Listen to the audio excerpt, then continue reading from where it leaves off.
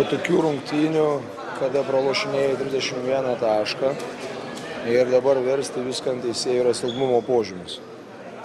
Aš manau, pirmiausia, tai Ispanijos komanda žaidė labai gerai. Ir jos sustabdyti šiandien, šį vakarą būtų bet kam buvo labai sunku.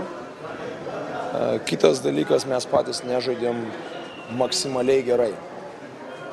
Ir kaip aš sakiau, kad mums bus labai svarbu, kai mes žaisime puolime, tai panašiai taip ir gavosi. Mes žaidėme ne kartu, pradžioje ypač pirmą kėlinuką. Po vieną bandėm sprendti reikalus, bandėm laimėti po vieną. Kamuolys blogai judėjo. Aišku, kai kurios dalykus atėmė iš mūsų, jie gerai gynėsi, reikia šitą pripažinti. Ir mes bandėm gelbėtis visaip, ir zoninė gynyba, bet, kaip pasakyti, ir ten įmetė tuos tritaškius, paprasčiausiai įmetė žmonės. Kaip aš sakiau preskonferencijoje, po pirmo kėlinio buvo jų pataikymo procentas berods 67 iš tritaškių. 10-16, jeigu aš ne.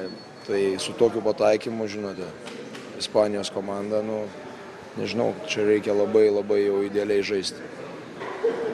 Teisėjai yra atskira kalba, aš turiu savo nuomonę, aš jiem pasakiau ir galbūt reikėjo gal ir anksčiau gauti, nežinau, bet čia nebuvo esmė. Esmės reikia kitur ieškoti. Ir aš manau, kad kas buvo gerai, tai buvo gera antra pusė. Ką mes kalbėjom, mes antroji pusė įvykdėme tą savo žaidimo planą. Mes atlošėm daug taškų ir, kaip pasakyti, jau pradėjom demonstruoti tą krepšinį, kurį mes galim žaisti. Ar Valančiūnas pateisino lūkesčius? Manau, kad jisai gerai su šiandien sužaidė. Kad nesunku buvo nuteikti auklėtinius iš naujo susipažinti? Kaip matėte, ne. Kaip matėte, niekam nebuvo malonu savo, sakysim, namuose, savo šalyje pralošinė tokių skirtumų, nesvarbu kokia komanda tai būtų, ar tai Ispanai, ar tai Dream Team.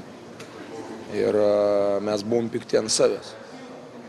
Ir aš tik tai pasakiau, ką reikia pakoreguoti, bet tą visą charakterį ir širdį parodė vyrai.